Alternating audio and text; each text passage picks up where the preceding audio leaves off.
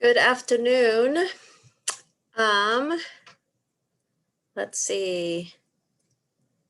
Bella, are you running the Yeah, meeting? I can share those presenter slides if you'd like. Okay. I'm sitting in for Dave Strohmeyer, so Yeah. I'll be chairing. Okay, Sounds good. I saw his email just in time. great. Thank you so much. Mhm. All right. Good afternoon, everyone. I'm going to call the Transportation Policy Coordinating Committee to order. And first and foremost, if you are joining us via webinar, please use your lower and raise hand feature to let us know that you would like to speak, and we'll promote you so that you can do so. If you are joining us by phone, please use *6 to mute and unmute. And all these meetings are being streamed via YouTube or Spectrum Cable Channel 190. And there's information on the screen for ways that you can contact TPCC. So with that, I will do a quick roll call for attendance. Mirta Becerra is present. John Engen, don't see the mayor joining us yet. Don MacArthur. Here, Missoula Urban Transportation District. Thank you. Lucia Oliveira. This is Ryan Hammond here for Lucia. Thank you, Ryan. Josh Slotnick, County Commissioner, not in yet. Bob Vossen, MDT. This is Bob, I'm here. Thank you, Bob. And Shane Morrissey, Planning Board. Present.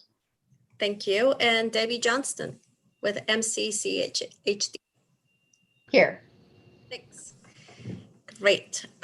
We have minutes to approve. Any amendments to the minutes? Maybe just really quick, Mirta, while we're waiting on that, it looks like Josh is in the attendees. So Bella, if you could admit Josh, he is here. Ah, there we go. Great. So we'll count him present as well. Any changes or amendments to the minutes? Okay, seeing none, those will be approved. And we'll do a quick check to see if there's any public comment on items not on the agenda. Don't see anyone in the attendee list. So with that, we will go to our first item on our agenda. And that's the review and final adoption of the Missoula Connect Long Range Transportation Plan. And Aaron, take it away. Yeah, I might actually, if the committee is open, I know Commissioner Strohmeyer was really hoping to be, and I'm not sure how long his other MPO meeting, apparently he is now presenting at multiple MPOs. So Do we want to move it?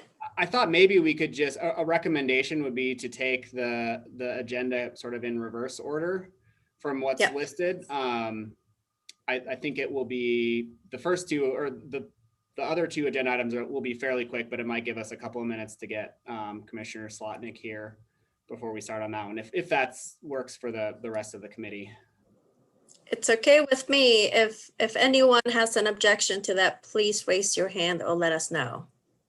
And then I guess I would just check with Jennifer too to make sure it's okay with her, since we're bumping her later in the agenda. Just fine, Aaron. Thanks. Okay. So we'll start then with item 4.3, and that's a review of updates to TTAC and TPCC bylaws. Yep. So and the MPO agreement to reflect city organizational changes. Go ahead, Aaron. So there's a number of attachments that were a part of this agenda item, and really most of this is housekeeping to get some of our agreements and bylaws and other things updated to reflect primarily the changes on the city side with the reorganization that happened about 6 or 8 months ago, created the Public Works and Mobility Department. The MPO staff, so myself and other transportation planning functions, moved from development services into Public Works and Mobility. Some titles changed, different appointees to TTAC.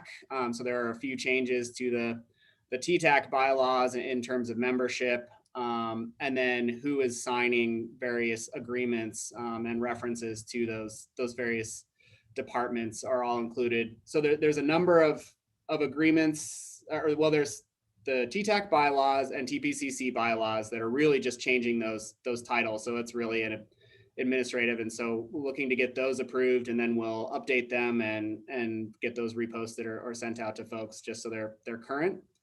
And then we have 2 agreements that we're looking at, our performance-based planning agreement. So if most of you will remember about 2 or 3 years ago, we signed agreements that we are pursuing, or that we are adopting the statewide targets for our federal performance measures. And so that's just an agreement related to those federal performance factors or performance measures. And so that's just, again, getting updated to reflect the new departmental structure, and I think the signees on that, and infrastructure and mobility planning.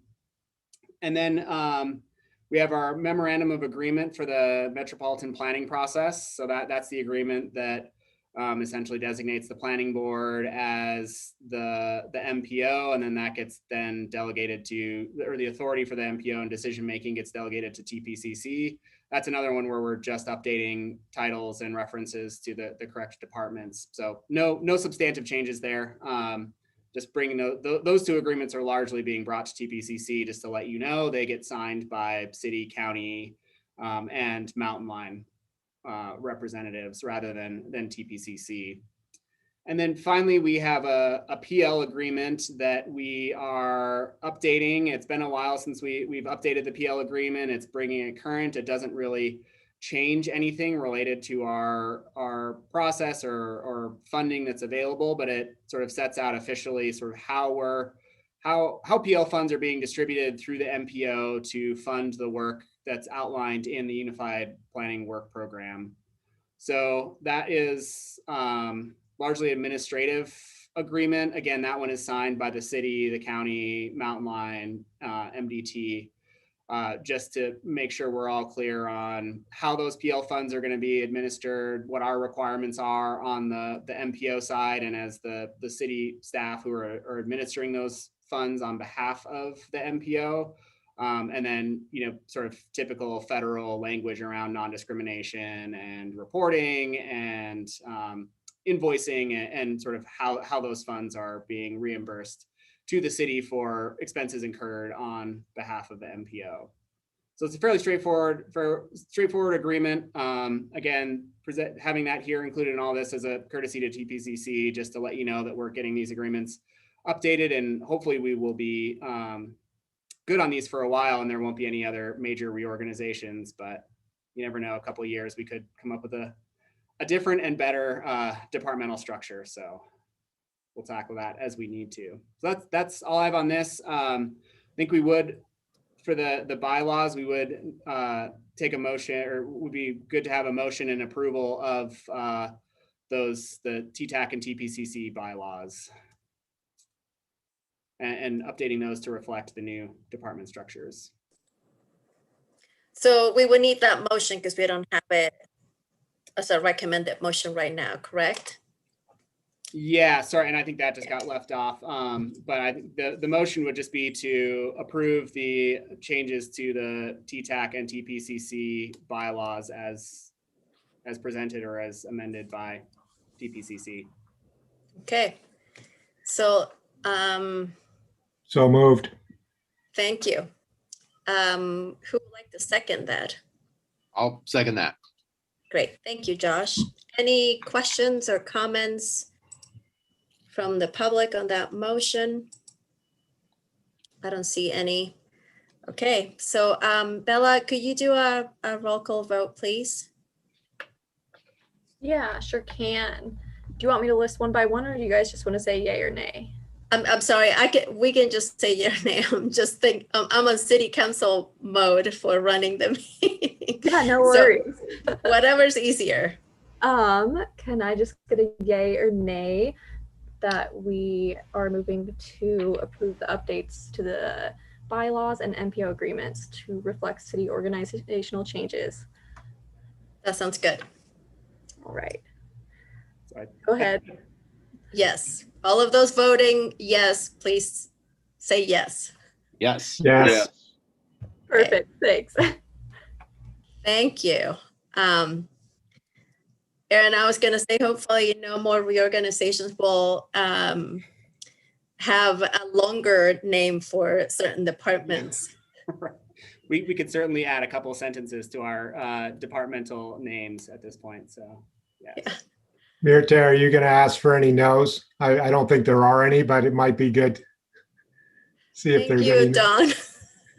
Don. Any no's? Any abstain? Okay, seeing none of those, then this will pass. Apologies. It's a slightly different process. Okay, so with that, we will move to our next item on the agenda, and that's the review and approval of fiscal year 2021 Unified Planning Work Program Amendment number 1. Go ahead, Erin. Yeah, thanks. So this is, we've got a couple of changes here to the UPWP that we adopted last fall. They're related to changes in funding for two different programs. One is the long range transportation planning. So the long range transportation plan that we're getting close to wrapping up. And then the other is related to additional funding that is available for Mountain Line. That is statewide funds that we, through the 5303 transit planning program that can be allocated to Mountain Line to help with their upcoming long range plan update. And so those are the two amendments, and I can kind of just quickly walk through what's proposed, and then if there are any questions, and then we can have a similar vote on whether to approve this amendment. But the first, which is a little bit more detailed, is additional funding for our long range transportation plan update. This is a project we've been working on, as you all know. We'll be wrapping up the adoption part of it today, but there's still some final work to kind of wrap up with Jennifer and her team, and the project costs have just been increasing, or have increased over the course of the project for a number of reasons. The first and foremost is COVID. Sort of as we've been going along and adjusting to COVID and what that meant, we scheduled more meetings for consultants. So having Jennifer here every month for TTAC and TPCC, I think has been really valuable for keeping everyone engaged or up to date on the process. And I think hopefully that has been helpful. It certainly has reduced the amount of sort of work that we've had to do in between meetings, but it did mean work to prepare for all of those, preparing presentations, Jennifer's team's time, that wasn't originally budgeted in the scope when we got started, and we're not thinking about a global pandemic and how we might adjust to it. We also made some changes to meetings, the virtual meetings, and conducting more of those instead of a more limited number of in-person workshops or open houses. Again, those take some time and resources to develop. And then when we were doing our scenario analysis, we did a lot more on that than we had initially scoped at the beginning of the project, and so did end up going over budget on some of that scenario analysis work, particularly related to the growth scenarios that we did and the number of transportation scenarios. Again, my thought is that work is all really valuable, and it will help us as we continue doing planning down the road. When we are doing growth policy planning, having some of that analysis and the growth scenario is really helpful and will be really useful. But it did mean that the project was going somewhat over budget. And so we have an additional $65,000 of PL funds that we're requesting to allocate to long range transportation planning to help get that project wrapped up and get the remaining work that we need to do paid for. So that's on the PL fund side. And then there's about $60,000 of 5303 funds available statewide for transit planning that need to get obligated before the end of the fiscal year. And so Mountain Line, with their upcoming long-range planning are able to use those. And so the change is just adding in those additional $60,000 of federal funds plus the $15,000 in local match into the UPWP programs, and then would be available for Mountain Line to use for planning activities. So I will share my screen really quick here and just show you what this looks like in the, can everyone see this okay? Should be a funding summary table for the UPWP. So where these changes are reflected are in work element 300. That's our plan update. We're increasing that by $65,000. And so you'll see that increase. And then we have an increase for transit planning in work element 502 of a total increase of $75,000, $60,000 in federal and $15,000 in local funds that would go towards hiring a consultant for transit planning. That increases our overall budget for the year. We still have plenty of funding in reserve, about $450,000. And then I just got our PL allocation letter from MDT yesterday. And so it looks like we will have plenty of, with our annual allocation and adjustments and these reserve funds, we'll still have plenty of PL funds. I think over $1 million available for the upcoming fiscal year, or for likely putting into reserve so that we can adjust to new MPOs coming online and be able to have sufficient PL funds to absorb those potential impacts. So all said, I think the additional work that we're getting out of the long range plan update has been valuable and will continue to have value. We have plenty of PL funds, and getting the additional 5303 for transit planning is just more funding for our region to do the work that I think we're need to do on the planning side.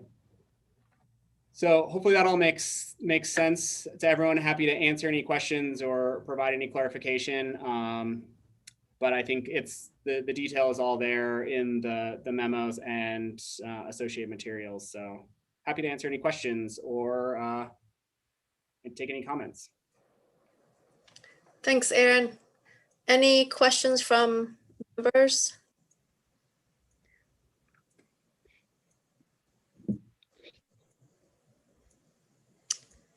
Aaron, I didn't quite understand the 65,000 off the spreadsheet. Can you just show me where the 65,000 comes in? Yep. So for the PL funds for transit plan is being added to it's sort of wrapped up in these total numbers. I can actually let me find where it shows up. Sorry for the rapid scrolling. So under the long range transportation plan, we're increasing the amount of PL funds for consultant services. It was at $150,000 for this fiscal year, and we're just increasing that to $215,000. And so then that shows up. It comes out of the federal and state PL funds that are available. So it's kind of wrapped up in this total that includes our staff time and consultant services. Does that answer your question, Don, or is there? I think so. I was just trying to figure out, I guess, whether it was going to staff time or consultant services, and sounds like it's maybe a little bit of both. No, it's that the additional 65,000 is all going to consultant services. Okay. So additional staff time just gets absorbed in our work. Okay. So thank you. Yep. Great. Any other questions? I see one person in the attendee list, but okay. Not anymore. Thank you. And I think it's money well spent given how quickly the MPO had to pivot to address issues related to COVID and keep plugging along with being as thorough and engaging as possible with the LRTP. So I think it's a good use of those funds. One question that I had about PL funds is, you said you got that letter that will inform how much PL funds will be available to us. Have you gotten a sense of whether that's going to decrease once we have more MPOs? Yeah, I don't think we know yet. I mean, there's still a lot of different factors in play, including sort of the federal reauthorization or surface transportation reauthorization that could increase the amount of PL funds that are available to the state. And so that will help offset the new MPOs. We also don't know yet what's happening at the census or how that will affect sort of population numbers. So and Vicky or Ryan, correct me if I'm wrong, but I'm pretty sure our PL funds are dispersed by population, based on population between the 3 MPOs. And so I would suspect Missoula is growing faster than Great Falls, but I don't know that for sure. But that's one of the things that could affect it, or just depending on how MDT or how MDT and the MPOs come together and decide to agree on distribution of those PL funds. So I think there's still a lot of unknowns. Of course, it seems like there always are with federal funding, but. Yeah, Aaron, this is just me speculating, but I have heard a lot of chatter about the need to address this sort of problem. So, right, as part of reauthorization, we may end up unpegging the PL funds the way they were pegged years ago, and kind of resetting the deck a little bit there, and that would benefit Missoula if they do that. Versus the status quo of having to just share with Bozeman without any adjustments. Yeah. Interesting. Thanks, Ryan. Okay, so the recommended motion then is to approve amendment number 1 to the FY 2021 UPWP as presented or modified by TTAC. Who would like to move? So moved. Okay. Would like to second? And second that. Josh. Okay. Thank you. So all of those in favor, please say aye. Aye. Aye. Any opposed? Okay. And no. Okay. No opposed. So that carries. Thank you. And we move to the big special item on our agenda now. And I'm sorry that Dave will miss part of this. But this is the review and final adoption of the Missoula Connect Long Range Transportation Plan. And Aaron and Jennifer, take it away. Right. Well, maybe I'll talk slow and give Commissioner Strohmeyer a chance to show up. If not, certainly no surprises in this presentation at this stage where we are finally, and maybe for some thankfully, at the end of the road, if you will, for the long range transportation plan update, where we're hopefully ready to adopt the plan and get to work on the implementation side of it. So got a fairly brief presentation. I just want to walk through sort of what we've done. As you remember from last month, we were doing a public comment period, collecting feedback from the public and agencies and other partners, anyone who had comments on the draft plan. And then we spent the last couple of weeks of May, first few weeks of June, taking all those comments in, making revisions where we needed to, and developing what you have seen attached to the agenda, which is what we hope is the final draft of the long range transportation plan that we can get adopted. So just as a quick reminder, I think you've all seen this, there are no surprises here, that we have come through a fairly lengthy process. We've been working on this for a year and a half now. We have gone through a number of different rounds of public input. We had our kickoff over a year ago in March of 2020, before the pandemic hit. Started things on a strong note, had to pivot throughout the process, as we talked about in the last, when talking about the UPWP amendment, but again, trying to just continue the public involvement, continue engagement in this process. Did a lot of analysis and other work, and are now here at the end for plan adoption. And I think what we have seen through the comments we've received and presentations to various committees that, well, my hope is that all of that engagement throughout the process and ability for people to be involved in tracking where we're at has led to a draft that ultimately had fairly, no substantive major changes in our comments. I think we did receive some good feedback that I'll go through, and we adapted the plan to try to address those comments. But I think we have a really solid plan as a result of the really excellent work that Jennifer and her team have done, and the public participation and the feedback from various committees, including all of you throughout the process, and being able to have that sort of continuously and not just coming back 2 or 3 times over the course of a year and a half, which can be sometimes hard to keep up with where we're at. So we've gone through a long process, lots of public involvement, lots of analysis and work. And I think we on the staff and Jennifer's team side feel like we have a really solid plan to get adopted and then to work on implementing.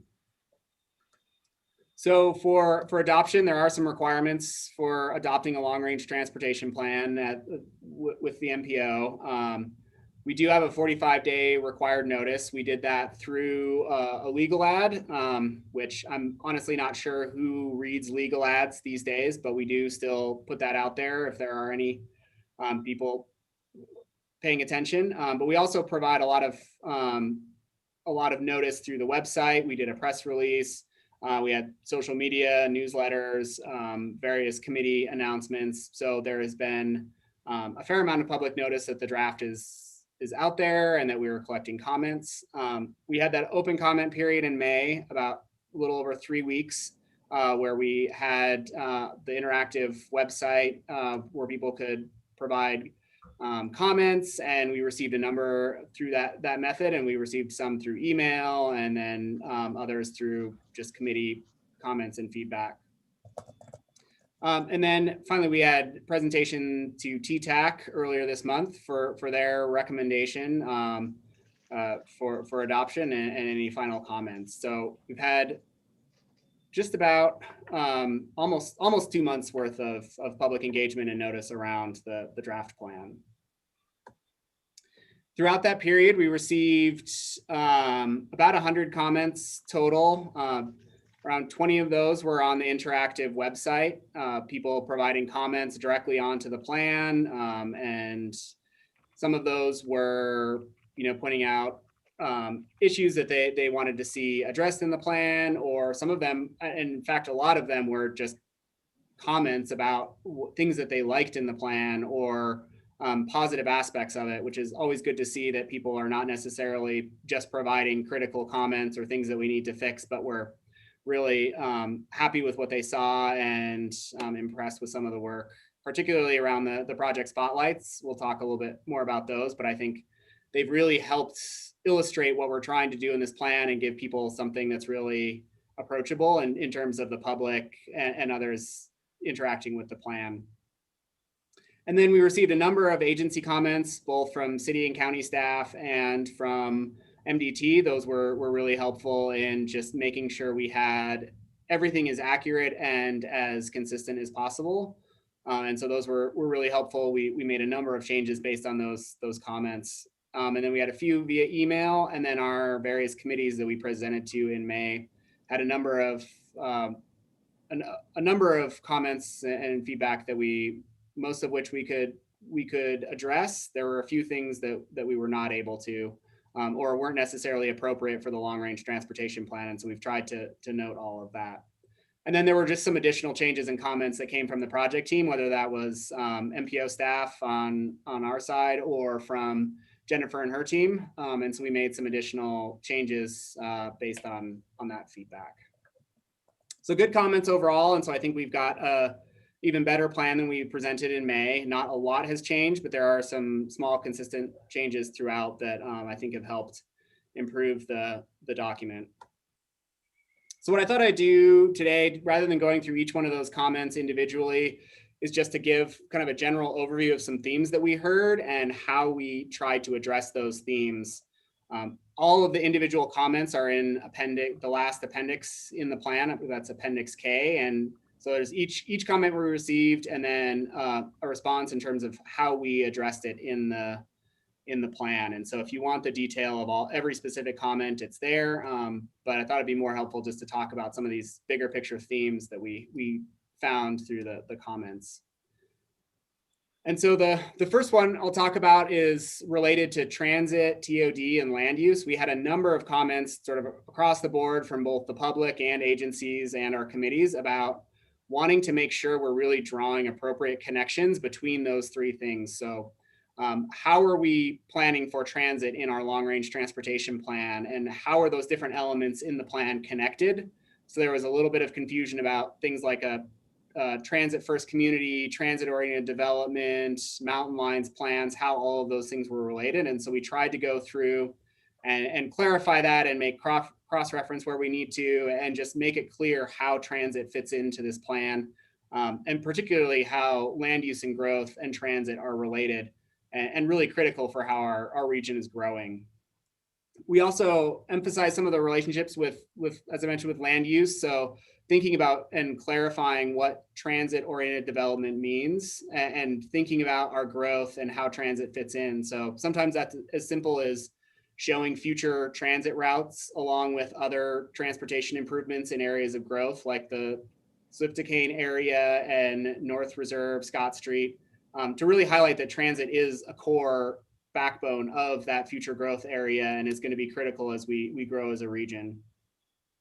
And then some other changes we made are trying to make connections and clarify the connections between transit and mobility hubs, that those are related, but not necessarily have to be all transit focused, that mobility hubs are going to be different throughout the region, whether you're looking at a sort of downtown core mobility hub that might have high frequency transit and lots of different micro mobility, to something maybe more rural that could be as simple as a park and ride with some transit access and maybe some different kinds of transportation options. So related to transit, but also serve other purposes in terms of just bringing transportation options together. And then we tried to clarify around our upcoming priorities, sort of what we need to do around transit and land use, and integrating all of our different pieces together into one comprehensive system. We also addressed, Sorry, Aaron, I was just going to make one quick note on that. I did want to just reiterate what Aaron has shared in terms of the transit, TOD, and land use connection. I think one of the things that's really apparent when you look at the comments around this particular topic is how much people are seeing the importance of that connection, the way your city and county staff are recognizing it, and the way that members of the public are really asking for better integration between land use and transportation planning and more transit to really address some of the challenges that you're facing with growth, to enhance affordability and equity. So I think this is something that does really present a huge opportunity for the region as you move forward. And I think it was a very good move to amplify this in the revisions to the final plan. Yeah, thanks, Jennifer. And feel free to jump in at any point too. Interrupt. You know, I can't help myself. All right. So the next and sort of related piece was we received a lot of comments about just around growth and what does compact growth mean, and what do we need to do to achieve that. And so again, we didn't make any major changes, but just trying to really target some of our pieces about making that connection to transit, that transit is a critical piece to compact growth, and putting that through different elements of the plan and making that connection so it's clear throughout the document that is a piece of it. We also did some refining around the implementation tools and thinking about we're not making recommendations about this is what the land use changes will be, but some tools or strategies that the city and county can take to help with that compact growth. Again, the MPO isn't doing the land use planning, but certainly recognize through this transportation plan that those tools are going to be really important for realizing the goals that are outlined in this plan. And so trying to just draw those connections, that things like zoning updates, thinking about the relationship between street designs and adjacent land uses is really important. Those design guides and standards and how those relate to other potential code updates that the city and the county may be embarking on in the future. Again, just to set the stage for, these are the things we think are important and that should be addressed in those future planning activities that the MPO is not going to be the lead on, but we can certainly participate in and help with. And then we also wanted to help identify and make those key partner connections a little bit clearer. So making sure we're identifying like community planning, development and innovation department and long range land use planning as a key partner for a lot of these different recommended programs and policies. So again, just strengthening those connections in the document a little bit. About the comments we received on this side were really good and helped make that a little bit clearer in the plan. Jennifer, anything to add there? All right. So then another area where we did some work is around emerging mobility. And so this is an area where we added a little bit of new content to the plan. So we added a spotlight specific to emerging mobility, knowing that this is important. Again, it's funny talking about this today because we've received a number of requests at the city level for scooter share, as you know, they're interested in coming to Missoula and they're asking us, you know, how can they bring those tools to Missoula? And so this emerging mobility and the playbook is going to be increasingly important to help set the framework for how we respond to those types of requests and new technologies or new ways that people are using to get around. And so we have some additional work to do there, but we have a good framework that Jennifer and her team that Nelson and Agard put together for us that we can use as a foundation and start having those conversations. So we wanted to highlight that. And so we put in a spotlight that talks a little bit and just makes it clear how emerging mobility is going to be involved in our implementation of our transportation plan. I think one of the important pieces here too, and I'll just note this because it will be important for you all as you move forward, is just reiterating within this plan that not everything related to emerging mobility and autonomous vehicles and new technologies can be the responsibility of the local municipality, whether that's an MPO, whether it's city or county. There is a lot that really needs to be led at the federal level and driven by the federal government, including funding. And so I think getting the framework in place locally is what is most important. And so you've got a good start with that here. But it can be easy to get overwhelmed by everything that is coming in this regard. So trying to strike that balance between calling it out, but not putting undue emphasis on it and owning more than you as a region really have to was important. Then we had a few comments related to our projects and the funding that we were able to generally accommodate and add some new projects and think about just the overall infrastructure piece of the plan. So there were several new illustrative projects that we added. One was a Sawmill Gulch Road improvements that the county is working on grant applications for and will be a good project for accessing federal lands. And so we were able to get that project in here.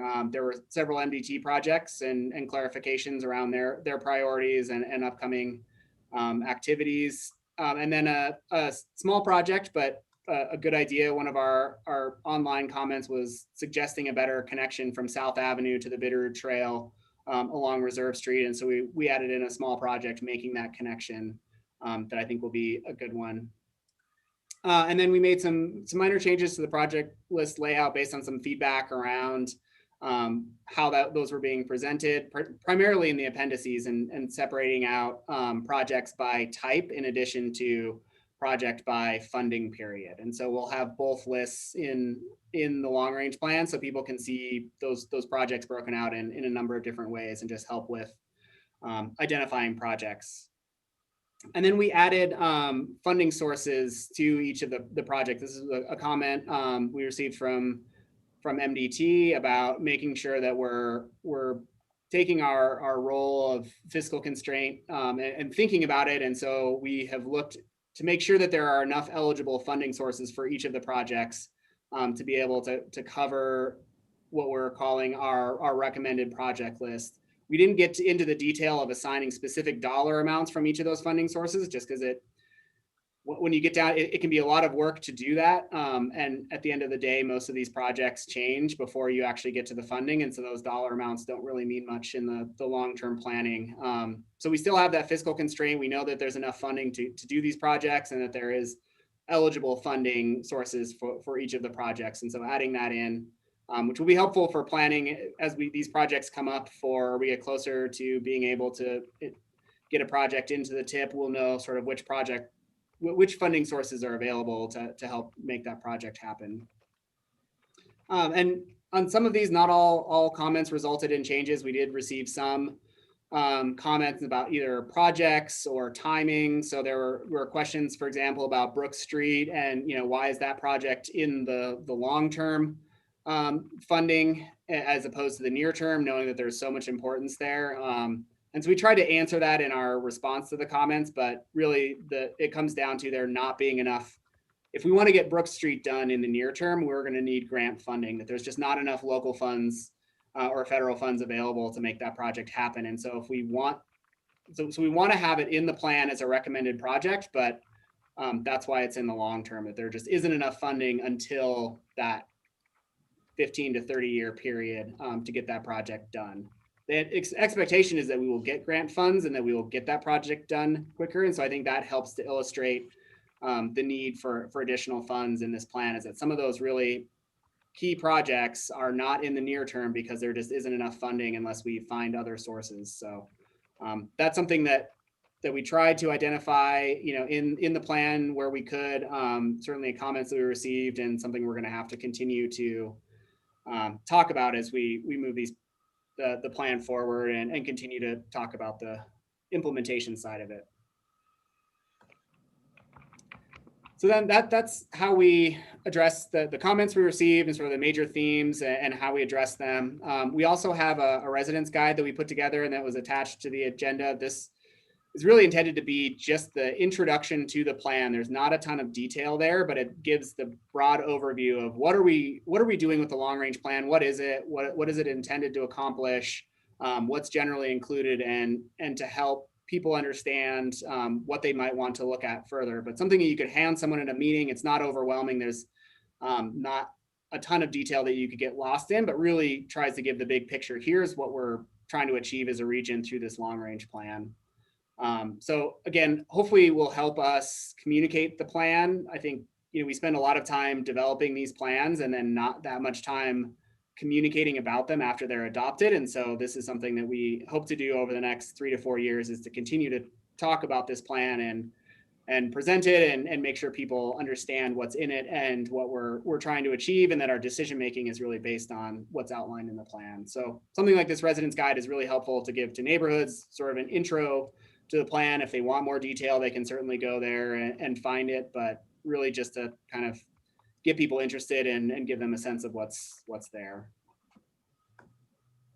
So that's all I have. I don't know, Jennifer, if you have anything else to say, but before I wrap up, just want to thank TPCC and the committee and all of your input that has helped craft this plan. I think it's been really helpful, and we've got a really good end product that I think is going to help us not just have a good plan, but help communicate the plan. And a lot of that credit also goes to Jennifer and Nelson Nygaard for putting together a really well laid out and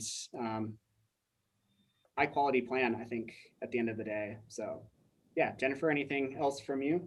Thanks, Aaron. I would just add a couple words of thanks. I would say for Nelson Nygaard and for the rest of our team that included Big Sky Public Relations and Smart Mobility. It has really been a pleasure to support all of you on this work. We feel really fortunate that we had the opportunity to do this and to partner with you all on it. And as Aaron said, we wouldn't be where we were if it wasn't for all of you. For the Transportation Technical Advisory Committee, your staff is really tremendous.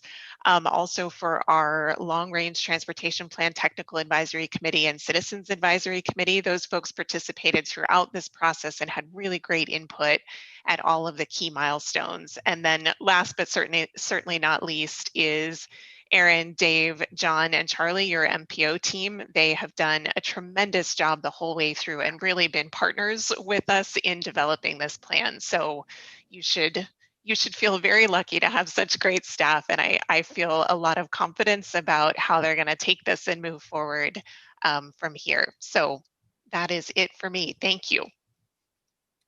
Thanks, Jennifer. And so final steps, kind of just to lay out where we go from here. Once this is approved by TPCC, we will ship it off to MDT and FHWA for their review and approval. That I think usually takes about 30 days or so. And then assuming that there's nothing glaring missing that we need to change, we'll have it adopted and we'll be back to our normal business. So that'll help. That'll end our air quality lapse period as well, or our conformity lapse period that we're in. So we'll be able to, my hope is that we'll have all of that done in time to be able to get a new tip adopted by August or September. So should be right on schedule for all of that to happen.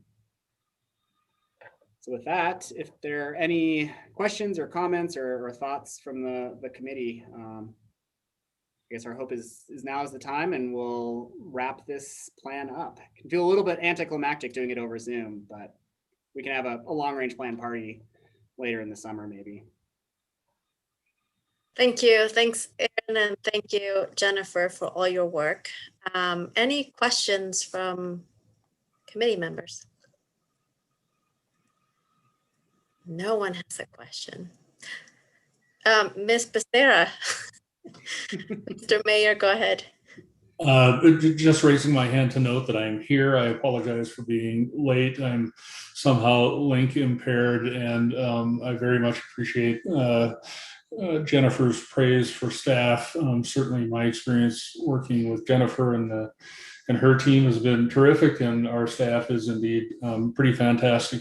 But temper that praise, Jennifer, because at some point someone will be looking for a raise, and that becomes a little bit challenging for us unless we build it into the LRTP. So, but yeah, thanks. Nice work all around. Very much appreciate the effort from both Nelson Nygaard and our team.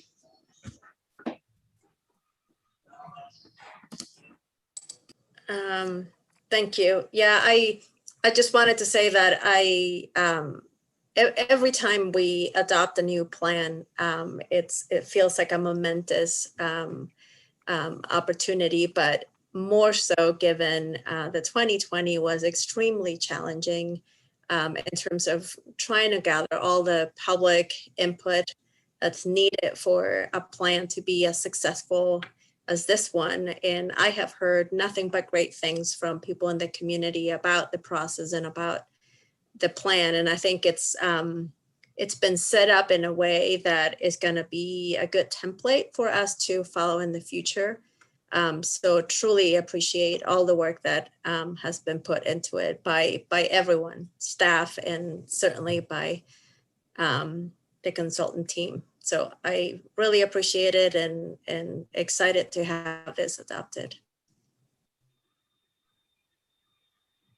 Mr. Mayor, go ahead. I neglected to move the adoption. Great. Who would like to second? I'll second. Thank you, Don. I will do a quick check to see if there's any public in attendance. No one's in attendance to provide comment on this item. So with that, all of those in favor of adopting the LRTP, please say yes. Yes. Yes. Yes. Any nays? Okay, seeing none. That is approved. Thank you so much. Yeah, thank all of you. I feel like it's been a feels like a really quick amount of time, but also endless amount. It's been one of those years that takes forever, but also flies by. So we will certainly get to work on thinking about implementation, and I'm sure we'll have some new items to bring back to you related to the long range plan in the coming months. So Great. appreciate it. I would like to add that Commissioner Strohmeyer couldn't be here, but I know he's fully supportive of the plan as well and appreciates the process. Okay, so that was all our new businesses. Old business, we don't have anything, any announcements or closing comments? Okay. Seeing none, we would be adjourned. Thank you, everyone, and I will see you next month. Thanks, everyone. Thank Thanks, you Ed. all. Thank you.